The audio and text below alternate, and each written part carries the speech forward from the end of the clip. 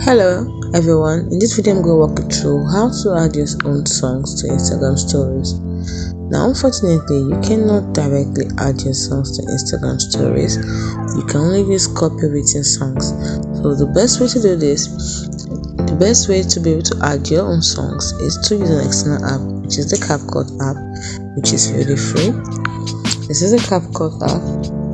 So once you open the CapCut app, you add your video, create a project, create a new project, add your video, add the song you want,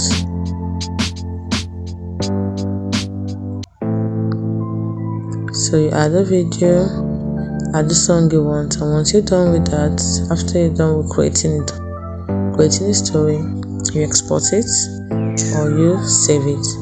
So once you're done with that, you go to Instagram and then you tap on the plus icon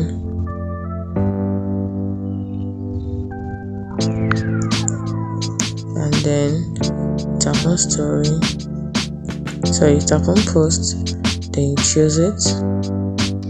After selecting it, you tap on next.